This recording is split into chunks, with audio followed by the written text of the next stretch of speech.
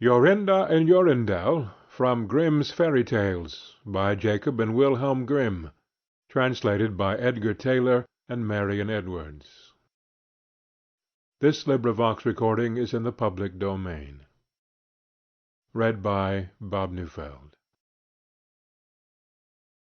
There was once an old castle that stood in the middle of a deep gloomy wood, and in the castle lived an old fairy. Now this fairy could take any shape she pleased. All day long she flew about in the form of an owl, or crept about the country like a cat. But at night she always became an old woman again. When any young man came within 100 paces of her castle, he became quite fixed, and could not move a step till she came and set him free, which she would not do till he had given her his word never to come there again. But when any pretty maiden came within that space, she was changed into a bird, and the fairy put her into a cage, and hung her up in a chamber in the castle. There were 700 of these cages hanging in the castle, and all with beautiful birds in them. There was once a maiden whose name was Jorinda.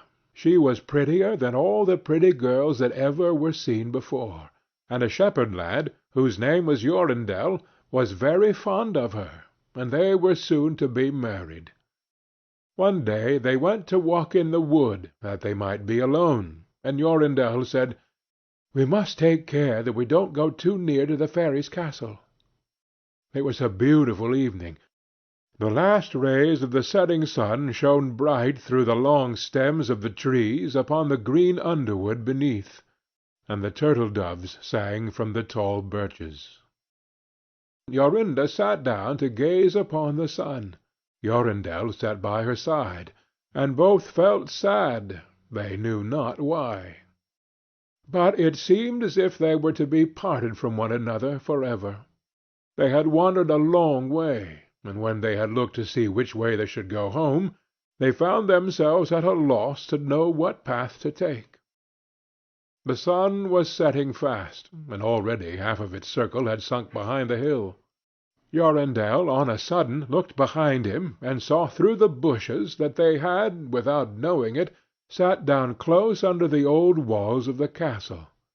Then he shrank for fear, turned pale and trembled. Jorinda was just singing, "The ring-dove sang from the willow spray, well-a-day, well-a-day. He mourned for the fate of his darling mate, well-a-day." When her song stopped suddenly, Jorindel turned to see the reason, and beheld his Jorinda changed into a nightingale, so that her song ended with a mournful jug-jug. An owl with fiery eyes flew 3 times round them, and 3 times screamed, "Tu-woo! Tu-woo! Tu-woo!" Jorindel could not move. He stood fixed as a stone, and could neither weep, nor speak, nor stir hand or foot. And now the sun went down, the gloomy night came, and the owl flew into a bush, and a moment after the old fairy came forth, pale and meagre, with staring eyes, and a nose and chin that almost met one another. She mumbled something to herself, seized the nightingale, and went away with it in her hand.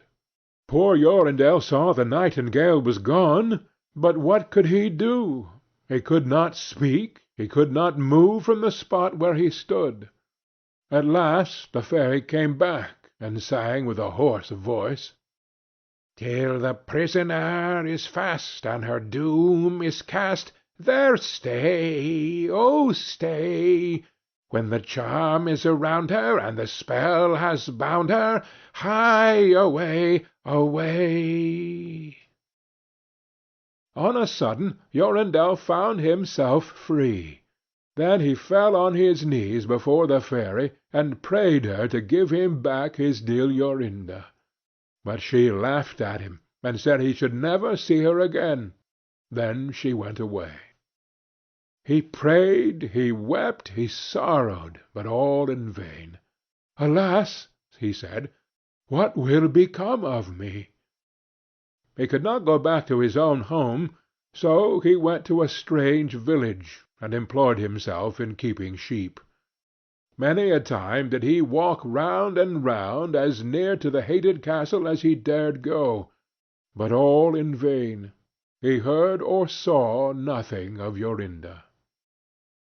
At last he dreamt one night that he found a beautiful purple flower, and that in the middle of it lay a costly pearl, and he dreamt that he plucked the flower, and went with it in his hand into the castle, and that everything he touched with it was disenchanted, and that there he found his Jorinda again.